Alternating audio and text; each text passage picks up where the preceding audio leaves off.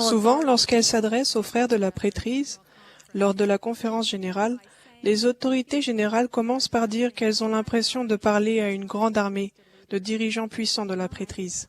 Ce soir, j'ai l'impression de me tenir devant une grande armée de filles de Dieu élues. Vous avez été choisis pour avancer dans la justice aux côtés de ces vaillants détenteurs de la prêtrise en ces derniers jours. Vous êtes impressionnantes et belles à voir. Ce soir, je vais commencer par redonner brièvement le contexte historique de notre thème, Josué 1:9. Fortifie-toi et prends courage. Ne t'effraie point et ne t'épouvante point, car l'Éternel ton Dieu est avec toi dans tout ce que tu entreprendras. Moïse est le grand prophète qui a fait sortir les enfants d'Israël du pays d'Égypte, où ils avaient été esclaves et avaient été incités à adorer de faux dieux. Après 40 ans de tribulation dans le désert, ils étaient tout près d'arriver à leur nouvelle patrie, où ils seraient libres d'adorer le Dieu vrai et vivant. À la mort de Moïse, Josué fut appelé par Dieu pour être le prophète qui mènerait à bien ce voyage miraculeux. Josué était un chef influent. Le Bible Dictionary dit qu'il était l'exemple même du guerrier pieux. Et son nom signifie « Dieu est aide ». Sa direction inspirée était très nécessaire, car il restait beaucoup de rivières à traverser et de nombreuses batailles à gagner avant de pouvoir réaliser et obtenir tout ce que le Seigneur avait promis aux enfants d'Israël. Le Seigneur savait que le prophète Josué et les enfants d'Israël auraient besoin d'un grand courage à cette époque-là. Au premier chapitre du livre de Josué, le Seigneur lui dit plusieurs fois « Fortifie-toi et prends courage ». Le mot « courage » se définit comme la force mentale ou morale de persévérer et de résister au danger, à la peur ou à la difficulté. Grâce à leur courage et à leur obéissance, Josué et les enfants d'Israël ont pu entrer dans la terre promise et connaître le bonheur dans les bénédictions du Seigneur. Josué et les enfants d'Israël ont vécu il y a très très longtemps. Nous aussi, à notre époque, nous nous efforçons d'entrer dans une terre promise. Notre but suprême est d'obtenir la vie éternelle avec notre Père céleste. Au premier chapitre du livre de Josué, nous trouvons 4 guides sûrs qui nous aideront à surmonter nos obstacles, à finir notre voyage et à profiter des bénédictions du Seigneur dans notre terre promise. Premièrement, au verset 5, le Seigneur promet à Josué « Je ne te délaisserai point, je ne t'abandonnerai point ». Nous pouvons puiser du courage et de la force dans cette promesse que le Seigneur sera toujours à nos côtés et qu'il ne nous laissera jamais seuls. On nous enseigne que notre Père céleste connaît et aime chacun de ses enfants. Nous, ses filles de choix, nous pouvons obtenir cette assurance et sa direction par le pouvoir de la prière. Dans les Doctrines et Alliances, nous lisons « Sois humble et le Seigneur ton Dieu te conduira par la main et te donnera la réponse à tes prières. » Je crois ces paroles et je vous assure que notre Père céleste entend nos prières et y répond. Mais souvent, la patience est nécessaire quand nous espérons dans le Seigneur. Tandis que nous attendons, il peut nous arriver de commencer à croire que nous sommes abandonnés, que nos prières ne sont pas entendues, ou bien que nous ne sommes pas dignes de recevoir une réponse. Ce n'est pas vrai.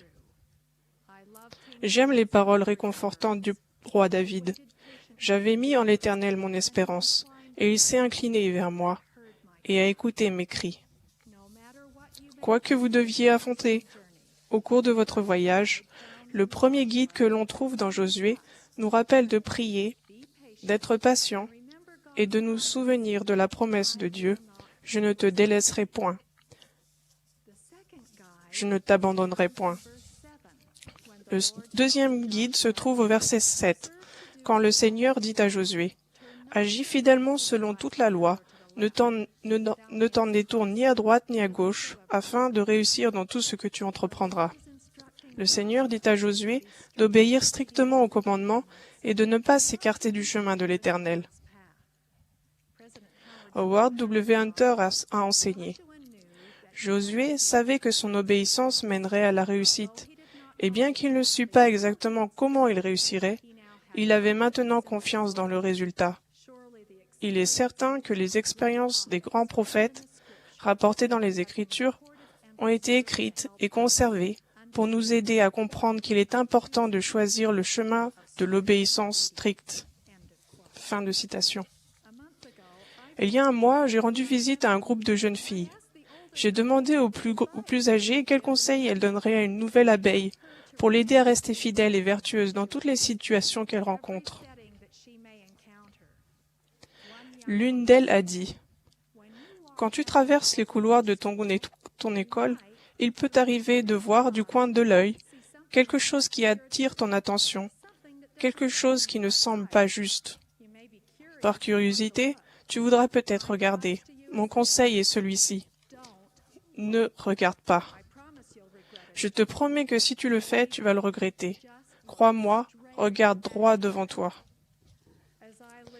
En écoutant cette jeune fille, j'ai su que j'entendais le conseil du Seigneur à Josué. Ne t'en détourne ni à droite ni à gauche. Appliqué à une situation ordinaire de notre époque. Jeune fille, évitez les tentations qui vous entourent en suivant strictement les commandements. Regardez droit devant vous en direction de votre but éternel. Le deuxième guide nous rappelle que si nous le faisons, nous serons protégés et nous réussirons dans tout ce que nous entreprendrons. Au verset 8, nous trouvons notre troisième guide.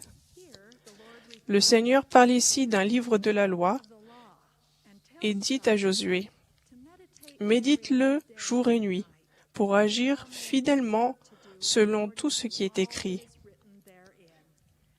C'est alors que tu réussiras. »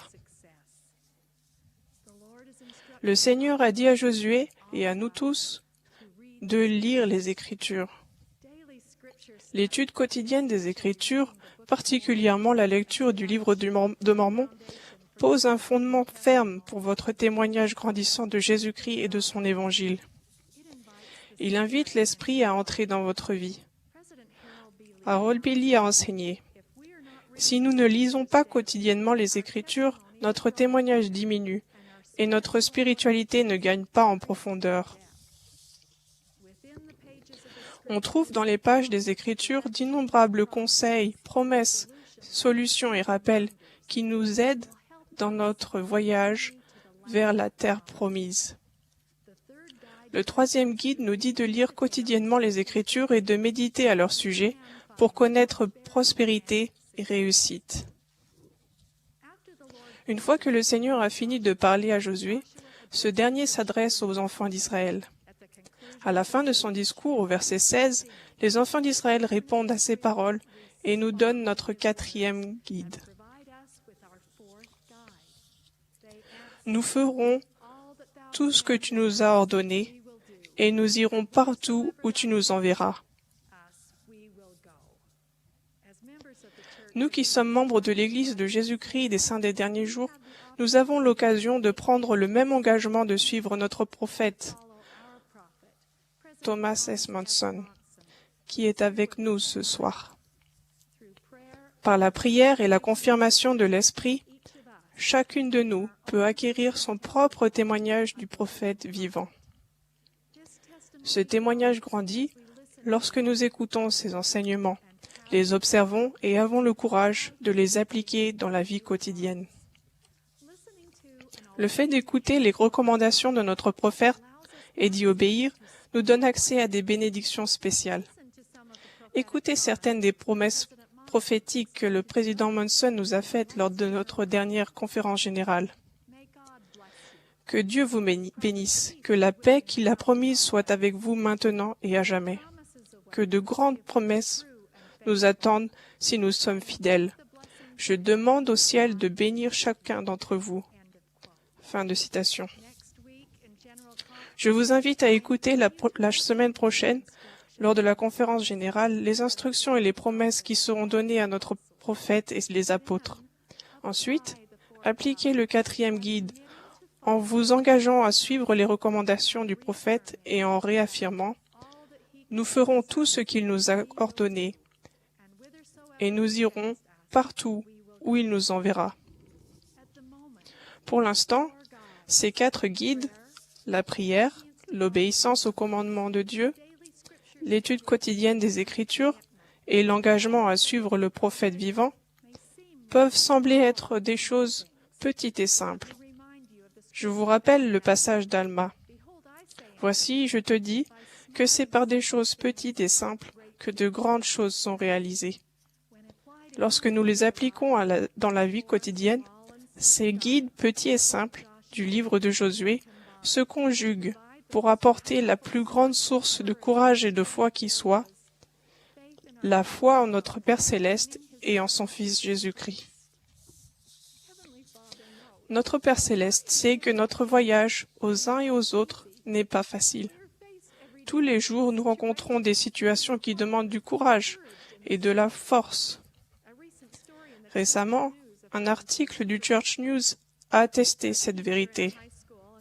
Un jour, il y a quelques mois, un professeur du secondaire a commencé son cours en demandant aux élèves qui étaient favorables à une question politique de se mettre d'un côté de la salle et à ceux qui étaient opposés de se tenir de l'autre côté. Une fois les groupes formés, le professeur a pris position dans le groupe qui était contre. S'adressant à une jeune fille en particulier du côté des personnes pour, le professeur a commencé à l'attaquer, elle et ses camarades, pour leurs opinions. La jeune fille, qui était églantine à l'église, a essuyé les critiques portées à l'égard de ses croyances. Elle est restée calme face à l'attaque publique lancée par une personne en position d'autorité. Fin de citation. Cette jeune fille a fait preuve d'un courage remarquable sur son champ de bataille à elle, qui ce jour-là s'est trouvé être sa salle de classe. J'espère que, où que vous soyez et quoi que vous ayez à affronter, vous utiliserez les guides qui se trouvent dans le livre de Josué afin de pouvoir vous fier à la promesse du Seigneur. Fortifie-toi et prends courage. Ne t'effraie point et ne t'épouvante point, car l'Éternel ton Dieu est avec toi dans tout ce que tu entreprendras. Pour terminer, je tiens à vous témoigner que notre Père Céleste connaît et aime chacune de nous. Si vous vous tournez vers lui, il ne vous abandonnera pas. Il vous accordera la force et le courage dont vous aurez besoin pour mener à bien votre voyage et retourner à lui. Je suis reconnaissante d'avoir les Écritures et des exemples formidables, comme le prophète Josué. Je suis reconnaissante envers le président Monson, qui s'efforce de nous mener sains et saufs à notre Père Céleste. Je prie pour que, comme les enfants d'Israël, nous entrions tous dans notre terre promise et trouvions du repos dans les bénédictions du Seigneur. Au nom de Jésus-Christ. Amen.